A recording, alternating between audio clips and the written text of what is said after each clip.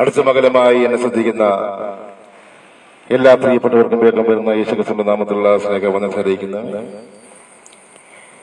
ഈ സുവിശേഷം എല്ലാവരും അറിയുന്ന സന്ദേശമാണ്. പ്രത്യേക ഈ സുവിശേഷത്തെക്കാൾ അധികമായി നിങ്ങളുടെ മധ്യയിൽ വിളിച്ചറിയിക്കേണ്ട ആവശ്യമില്ലെങ്കിലും പിന്നെയും ഇതുപോലുള്ള സുവിശേഷ സന്ദേശങ്ങൾ നമ്മെ കേൾക്കുവാനും കേൾപ്പിക്കുവാനും ഒക്കെ ഓരോ സമയങ്ങളിൽ ദൈവം ഓരോ വ്യക്തികളെ അയക്കുവാനിട വരും. പലപ്പോഴും നമ്മളിതിനെ കാണാതെ വെള്ളം അപഹേളിക്കുന്ന തരത്തിലേക്ക് പോകുന്ന ഒരുപാട് ആളുകളുണ്ട്. മനുഷ്യന്റെ ജീവിതത്തിൽ ഏറ്റവും അധികമായി തിരക്കുള്ള സമയമാണ് നമ്മുടെ മുന്നിലൂടെ കടന്നു പോയിക്കൊണ്ടിരിക്കുന്നത്. പലരും ഒരു തിരക്കില്ലെങ്കിൽ പോലും ചോദിച്ചാൽ ഭയങ്കര തിരക്കാന്ന് പറയുന്ന ഒരുപാട് കാര്യങ്ങൾ നമുക്ക് കാണുവാൻ കഴിയുന്നതാണ്. അപ്പൊ ഈ തിരക്കൊക്കെ ഉണ്ടാകുമ്പോഴും ഈ തിരക്കിനിടയിൽ നാം ജീവിക്കുമ്പോഴും ഏതെങ്കിലും ഇഷ്ടപ്പെട്ട സ്ഥലത്ത് നന്നായി ജീവിക്കാൻ വേണ്ടിയുള്ള ഓട്ടമായിരിക്കും കൂടുതലും, അല്ലെങ്കിൽ ഇഷ്ടപ്പെട്ട രാജ്യത്ത് ജോലി ചെയ്യാൻ പോകുന്നതായിരിക്കും ഏറ്റവും നല്ലതെന്ന് ചിന്തിക്കുന്ന ഒരുപാട് ആളുകളുണ്ട്. അപ്പൊ ഇതെല്ലാം നല്ലതാണ് എന്നുണ്ടെങ്കിലും രക്ഷപ്പെടുവാൻ വേണ്ടിയുള്ള തിരക്കിനിടയിലാണ്. എന്നാൽ രക്ഷ പ്രാപിക്കുവാൻ നാം എന്ത് ചെയ്യണമെന്നുള്ളത് മനുഷ്യൻ ചിന്തിക്കുന്നില്ല. ഒരിക്കൽ കാരാഗ്രഹ പ്രമാണി പൗലോസിനോട് ശീലാസിനോട് ചോദിച്ച് രക്ഷ പ്രാപിക്കുവാൻ ഞാൻ എന്ത് ചെയ്യണമെന്ന് ചോദിച്ചപ്പോൾ കർത്താവായ യേശുക്രിസ്തുവിൽ വിശ്വസിക്കുന്ന നീയും നിന്റെ കുടുംബവും രക്ഷ പ്രാപിക്കുമെന്നത് പറയുന്നത് നമുക്ക് കാണുവാൻ കഴിയുന്നതാണ്. ഇന്ന് ഈ സമയവും ഞാനിവിടെ നിന്ന് വിളിച്ചറിയിക്കുന്നത് അത് തന്നെയാണ്. രക്ഷ പ്രാപിക്കണമെന്നുണ്ടെങ്കിൽ കർത്താവായ യേശുക്രിസ്തുവിൽ വിശ്വസിച്ചാൽ നീയും നിന്റെ കുടുംബവും രക്ഷ പ്രാപിക്കും. ഒരു കാലഘട്ടത്തിൽ ഇതുപോലുള്ള ശുശ്രൂഷകൾ കാണുകയും കേൾക്കുകയും ചെയ്യുമ്പോൾ അതിനെ അധികമായി നിന്ദിക്കുന്ന കളിയാക്കിയിരുന്ന ഒരാളായിരുന്നു ഞാനും. എന്റെ പേര് അജികുമാർ എന്നാണ്. ഒരു ഹിന്ദു കുടുംബത്തിൽ ജനിക്കുകയും അത് മുഖാന്തരം സുവിശേഷം ഏറ്റവും എതിർക്കുന്ന യേശുക്രിസ്തു ദൈവമല്ല എന്ന് പഠിപ്പിക്കുന്ന സംഘടനയിൽ പ്രവർത്തിക്കുകയും കുഞ്ഞുനായിട്ടുള്ള ഇങ്ങനെയുള്ള പ്രവർത്തനത്തെ എതിർക്കുന്നത് കൊണ്ടും ഞാൻ വളർന്നു വന്നത് എന്റെ 20 വയസ്സ് വരെ യേശുവിനെ കളിയാക്കുന്ന ആ സ്വഭാവത്തോടെ തന്നെയായിരുന്നു. എന്നാൽ എന്റെ ജീവിതത്തിൽ രോഗം കടന്നു വരികയും കോട്ടയം മെഡിക്കൽ കോളേജ് ഹോസ്പിറ്റലിൽ പരിശോധിച്ചപ്പോൾ അത് എയ്ഡ്സ് എന്ന മാരകമായ രോഗമാണ് എന്നും ഈ ലോകത്ത് മരുന്നില്ല എന്നുള്ള ഡോക്ടേഴ്സിന്റെ വാക്കുകൾ ഒരുപാട് പ്രാർത്ഥനകളും കർമ്മങ്ങളും ഒക്കെ ചെയ്തതിനു ശേഷം ഒന്നിനും വിടുവിക്കാൻ കഴിയാതെ വന്നപ്പോൾ അവസാനത്തെ കച്ചിത്തിരുമ്പെന്ന വണ്ണം ഈ യേശുവിലേക്ക് വന്ന ഒരാളാണ് ഞാനും. 2015 18 വർഷങ്ങൾക്ക് ശേഷം എയ്ഡ്സ് എന്ന മാരകമായ രോഗത്തെ സൗഖ്യമാക്കിയ യേശുക്രിസ്തുവിനെ ഒരു രോഗസൗഖ്യദാനപരമായി യേശുക്രിസ്തു ഭൂമിയിലേക്ക് വന്നത് നിത്യജീവൻ നൽകുവാനുള്ള സത്യമായ സന്ദേശമാണ് ഞാനിവിടെ വിളിച്ചറിയിക്കുന്നത്. അറപ്പാനും മുടിപ്പാനും കള്ളം വരുമ്പോൾ ഞാൻ വന്നിരിക്കുന്നത് സമൃദ്ധിയായി ജീവൻ നൽകുവാനാണ് യേശു പറഞ്ഞ്. എവിടെയാണ് സമൃദ്ധിയായ ഒരു ജീവിതം? ഒരു മനുഷ്യന്റെ ആയുസ് ഏറിയാൽ 70 അല്ലെങ്കിൽ 70 വർഷക്കാലമാണ് നമ്മൾ തന്നിരിക്കുന്നത്. അതിലധികമായ കഷ്ടമാണ് ഇന്ന് നാം കാണുകയും കേൾക്കുകയും ചെയ്യുന്ന ഒരുപാട് വാർത്തകൾക്കകത്ത് വാർദ്ധക്യം ചെയ്ത പിതാക്കന്മാരെ മാതാക്കന്മാരെ അനാഥാലയങ്ങളിൽ ആക്കുന്ന ഒരു കാഴ്ചയാണെന്ന് കണ്ടുകൊണ്ടിരിക്കുന്നത്. എന്തുകൊണ്ടാണെന്ന് ചോദിച്ചാൽ അതുവരെ വളർത്തി വലുതാക്കിയ മക്കൾ മാതാപിതാക്കന്മാരുടെ വാക്കുകൾക്ക് അനുസരിക്കാതെ മാതാപിതാക്കന്മാർ അവർക്കൊരു ഭാരമായി മാറുന്ന ഒരു കാലഘട്ടത്തിലൂടെ കടന്നുപോയിക്കൊണ്ടിരിക്കുകയാണ്. എന്തുകൊണ്ടാണ് ഇങ്ങനെയൊക്കെ ഉണ്ടാകുന്നത്? സ്നേഹം നഷ്ടപ്പെട്ടു പോയത് കൊണ്ടാണ് ഇതൊക്കെ ഇങ്ങനെ ഉണ്ടാകുവാൻ കാരണമാക്കിയിരിക്കുന്നത്. അപ്പൊ സ്നേഹം എവിടെയാണ് നഷ്ടപ്പെട്ടു പോയത്? എവിടെയാണ് മനുഷ്യന്റെ സ്നേഹം തമ്മിൽ വിട്ടുപോകുവാൻ കാരണമാക്കിയത്? അത് വിശുദ്ധ വേദപുസ്തകത്തിൽ ഉൽപ്പത്തി പുസ്തകത്തിൽ ഏദൻ എന്ന തോട്ടത്തിൽ വെച്ച് നഷ്ടപ്പെട്ടു പോയ ബന്ധമാണ് കുടുംബത്തിനകത്തുള്ള സ്നേഹം.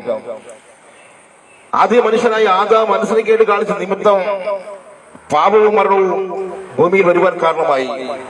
ഭൂമി ശപിക്കപ്പെട്ടതായി മാറുവാനിട വന്ന് ഭാര്യ ഭർത്ത ബന്ധങ്ങൾ തകരുവാനിട വന്ന് കുടുംബത്തിനകത്ത് ആലോചനകൾ, കൊലപാതകങ്ങൾ ഒക്കെ ഉണ്ടാകുവാനിട വന്ന് ഇന്നും ഏറ്റവും അധികമായി കാണുന്ന വാർത്ത കുടുംബത്തിനകത്തുള്ള കൊലപാതകങ്ങളാണ്. പണ്ടൊക്കെ ഏതെങ്കിലും നാട്ടിൽ ഒരു കൊലപാതകം നടന്നു കഴിഞ്ഞാൽ പിന്നെ എത്രയോ കാലങ്ങൾക്ക് ശേഷമായിരിക്കും ഒരു കൊലപാതകം ഉണ്ടാകുന്നത്.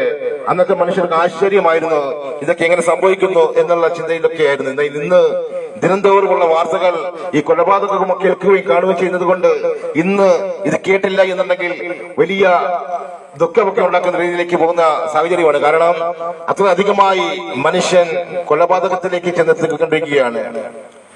അപ്പോൾ പാപത്തിലായിരിക്കുന്ന മനുഷ്യന്റെ ജീവിതത്തിൽ സ്നേഹമില്ലായ്മ കടന്നു വന്നപ്പോൾ താൻ ചെയ്തു കൊടുക്കുന്ന പ്രവൃത്തികളൊക്കെ ദൈവത്തിന് വിരോധമുള്ളതായി തീർക്കുവാനിട വന്നു.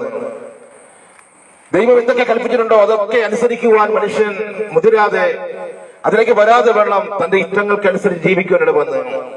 മനുഷ്യനെ ദൈവമാണ് സൃഷ്ടിച്ചത്. ഇന്ന് മനുഷ്യൻ ദൈവത്തെ സൃഷ്ടിച്ചുകൊണ്ടാണ് ജീവിക്കുന്നത്.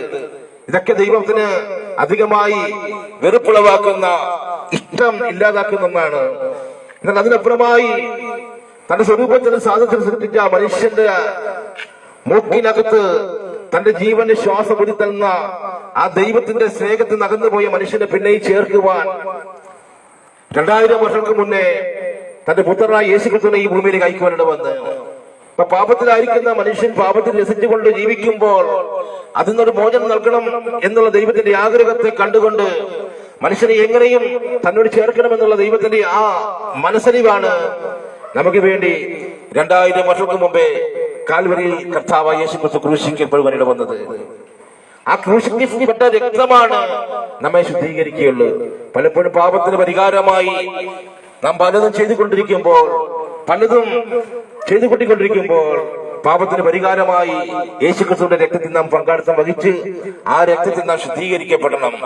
പലരും രക്തശുദ്ധീകരണം പ്രാപിക്കാതെ നല്ല പ്രവൃത്തികൾ ചെയ്തുകൊണ്ട്, നല്ല ദാനങ്ങൾ ചെയ്തുകൊണ്ടാണ് സ്വർഗത്തിൽ പോകാം എന്ന് വിശ്വസിച്ചിരിക്കുന്ന ഒരുപാട് ആളുകളുണ്ട്. ഒരിക്കൽ നിക്കോമോദീസ് എന്ന പരീക്ഷ പ്രമാണി യേശുവിന്റെ അടുക്കൽ വന്ന് ഇങ്ങനെ പറഞ്ഞു, ഞാൻ ന്യായപ്രമാണം മുഴുവൻ അനുസരിക്കുന്ന ഒരാളാണ്, നിന്റെ കൽപ്പനകൾ മുഴുവൻ അനുസരിക്കുന്ന ഒരാളാണ് എന്ന് പറഞ്ഞ് തീർക്കുന്ന മുന്നേ യേശു പറഞ്ഞു, വീണ്ടും ജനനം പ്രാപിച്ചില്ല എന്നുണ്ടെങ്കിൽ, ആത്മാവിനാലും വെള്ളത്താലും വീണ്ടും ജനനം പ്രാപിച്ചില്ല എന്നുണ്ടെങ്കിൽ സ്വർഗരാജ്യത്തിൽ കണ്ടെത്താൻ ആർക്കും കഴിയില്ല എന്ന് യേശു തന്റെ വാമൊഴിയാൽ പറയാനിട വന്ന്. അതെ, സ്വർഗരാജ്യത്തിലേക്ക് നാം പോകാൻ കാത്തിരിക്കുന്ന വ്യക്തിയാണ് എന്നുണ്ടെങ്കിൽ യേശുക്രിസ്തുവിൽ വീണ്ടും ജനനം പ്രാപിച്ച് അവന്റെ വചനമനുസരിച്ച് ജീവിക്കുന്ന ഒരു വ്യക്തിക്ക് മാത്രമായിരിക്കും സ്വർഗത്തിൽ കടന്നു പോകാൻ കഴിയുള്ളൂ. അല്ലാത്ത സകല മനുഷ്യനും രണ്ടാം മരണമായ തീപ്പോയിലേക്ക് നിർത്താൻ പോകുന്നത്. ഞങ്ങളുടെയൊക്കെ ജീവിത ഒരു കാലഘട്ടത്തിൽ പാപത്തിന്റെ പടുക്കിലാരും ജീവിതമായിരുന്നു. മദ്യത്തിലും മയക്കുമരുന്നിലും മറ്റു ലഹരി പദാർത്ഥങ്ങൾ ഉപയോഗിച്ചുകൊണ്ട് എവിടെയാണ് സന്തോഷം? ഈ മദ്യത്തിനകത്ത് കിട്ടുന്ന, ഈ ലഹരി പദാർത്ഥങ്ങൾക്ക് അകത്ത് കിട്ടുന്ന സന്തോഷ സമാധാനമാണ് ഏറ്റവും വലുതെന്ന് കണ്ട് ഓടിയ ആളുകളായിരുന്നു. ആരെയും വകവെക്കാതെ സ്വന്തക്കാർക്കും നാട്ടുകാർക്കും പോലീസുകാർക്കും എക്സൈസുകാർക്കൊക്കെ തലവേദനയായി മാറി ജീവിതമായിരുന്നു. ഞങ്ങളെ വിടുവിക്കാൻ ഒന്നിനും കഴിഞ്ഞില്ല.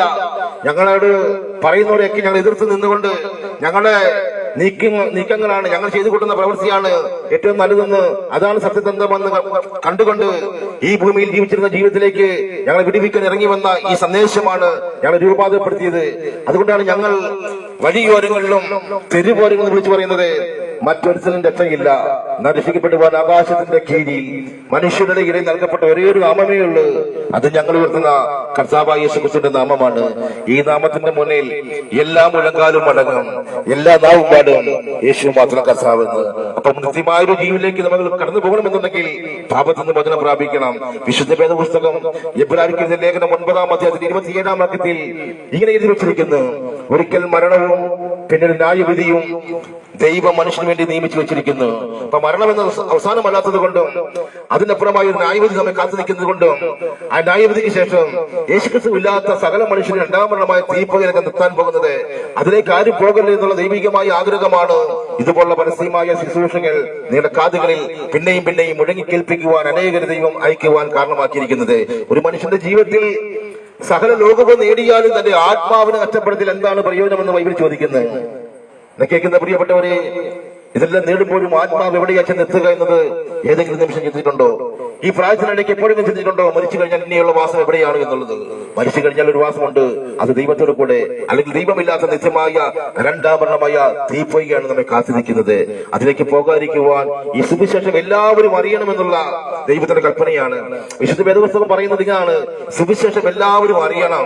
എല്ലാവരും ഈ വിശ്വാസത്തിൽ വരുമെന്നതല്ല, എല്ലാവരും കേൾക്കും എന്നാൽ എല്ലാവരും വരുമെന്നല്ല, എല്ലാവരും അറിയണമെന്നുള്ളതാണ്. കാരണം ന്യായാസനത്തിന് മുന്നിൽ നാം എല്ലാം വെളിപ്പെടുമ്പോൾ അന്ന് ഈ സന്ദേശം നിലനിർത്തിയായിരിക്കും അന്ന് വിധി കൽപ്പിക്കുക.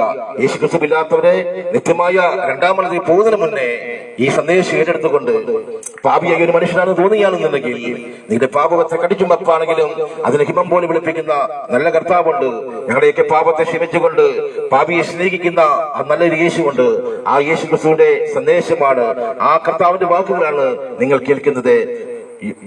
വേദപുസ്തകം പറയുന്നു, ഞാൻ വാതിൽക്കൽ നിന്ന് മുട്ടുന്ന ആരെങ്കിലും എന്റെ ശബ്ദം കേട്ട് വാതിൽ തുറന്നാൽ ഞാൻ അവരുടെ കിട്ടുന്ന അവരുടെ കൂടെയും അവരുടെ കൂടെയും അത്താഴം കഴിക്കുമെന്നുള്ളത്. എന്നാൽ നമുക്ക് വേണ്ടി തന്നിരിക്കുന്ന സൗജന്യമായ രക്ഷയുണ്ട്. യോഹന്നാന്റെ സുവിശേഷം 3-16 വാക്യത്തിൽ തന്റെ ഏകജാതനായ പുത്രനിൽ വിശ്വസിക്കുന്ന ഏവനും നശിച്ചു പോകാതെ നിത്യജീവൻ പ്രാപിക്കേണ്ടതിന് അവനെ നൽകുവാൻ തക്കവണ്ണം ദൈവം ലോകത്തെ സ്നേഹിച്ച്. ആ സ്നേഹമാണ് നിങ്ങൾ കേൾക്കുന്ന സന്ദേശം. ആ സ്നേഹത്തെ കുറിച്ചാണ് ഞങ്ങൾക്ക് ഇവിടെ വിളിച്ച് അറിയിക്കാനുള്ളത്. ആയതിനാൽ മടങ്ങി വരുക, യേശു ക്രിസ്തു നിങ്ങളെ സ്നേഹിക്കുന്നു. അതുകൊണ്ട് മാത്രമാണ് ഈ സന്ദേശം നിങ്ങൾ ഈ സമയം കേൾക്കുവാൻ ഇടവരുത്തിയിരിക്കുന്നത്. എന്നെ കേൾക്കുന്ന പ്രിയപ്പെട്ടവരെ, ഒരു പക്ഷെങ്കിൽ ഇനി ഇതുപോലൊരു സന്ദേശം കേൾക്കുവാൻ നമുക്ക് കഴിഞ്ഞു എന്ന് വരികയില്ല. സുവിശേഷ സന്ദേശങ്ങൾ ഇനി നിങ്ങളുടെ കാതുകളിൽ എത്തണമെന്നൊന്നും കഴിഞ്ഞെന്ന് വരികയില്ല. കാരണം കർത്താവ് യേശു ക്രിസ്തുവിന്റെ വരവ് അത്രയും അടുത്ത് നിൽക്കുന്നത് കൊണ്ടാണ് ഈ സന്ദേശവുമായി എന്നെയും ഇവിടെ അയക്കുവാൻ കാരണമാക്കിയിരിക്കുന്നത്. അത് ഒരു പക്ഷേ തള്ളിക്കളയുവാണെന്നുണ്ടെങ്കിൽ, ഈ സന്ദേശം ഒരു പക്ഷെങ്കിൽ ഞങ്ങളോട് ഉള്ളത് ആലോചനയല്ല, ഇതെനിക്ക് ഇതിനെ കുറിച്ച് അറിയേണ്ടെന്നൊക്കെ ചിന്തിച്ചുകൊണ്ട് തള്ളിക്കളയുകയാണെന്നുണ്ടെങ്കിൽ, ക്രൂശിന്റെ വചനം നശിച്ചു പോകുന്ന മോശത്വവും വിശ്വസിക്ക് നമുക്ക് ദൈവശക്തിയുമാകുന്നു എന്ന് തിരുവചനം പറയുന്നു. ഈ സമയമാണ് രക്ഷപ്പെടുവാനുള്ള സമയം. ഇപ്പോഴാകുന്നു സുപ്രസാദ കാലം, ഇപ്പോഴാകുന്നു രക്ഷാ ദിവസം. യേശു നിങ്ങളെ സ്നേഹിക്കുന്നു. യേശു ക്രിസ്തു വീണ്ടും മടങ്ങി വരാൻ പോകുകയാണ്. യേശു വിളിക്കുന്നു, യേശു വിളിക്കുന്നു, അൻപെഴുമാം പൊൻകരങ്ങൾ നീട്ടി വിളിക്കുന്നു, അൻപെഴുമാം പൊൻകരങ്ങൾ നീട്ടി വിളിക്കുന്നു. യേശു വിളിക്കുന്നു,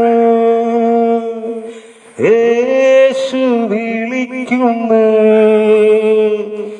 അൻപെഴുമാം പൊൻകരങ്ങൾ നീട്ടി വിളിക്കുന്നു. അത് യേശു നിങ്ങളെ സ്നേഹിക്കുന്നത് കൊണ്ടാണ് ഈ വിളി നിങ്ങൾ കേൾക്കുവാൻ കാരണമാക്കിയിരിക്കുന്നത്. മടങ്ങി വന്ന് സത്യ സുവിശേഷത്തിൽ വിശ്വസിച്ചുകൊണ്ട് ഈ രക്ഷകനായ ക്രിസ്തുവിന് എതിരേൽപ്പാൻ ഒരുങ്ങ എന്ന് പറഞ്ഞുകൊണ്ട് എന്നെ ഇതുവരെമായി ശ്രദ്ധിച്ച ഈ നാട്ടിലായിരിക്കുന്ന എല്ലാ പ്രിയപ്പെട്ടവരും നന്ദിയും സ്നേഹത്തെ ഞാൻ അറിയിക്കുന്നു. കർത്താവ് നിങ്ങളെല്ലാം ധാരാളമായി അനുഗ്രഹിക്കട്ടെ. God bless you. Thank you.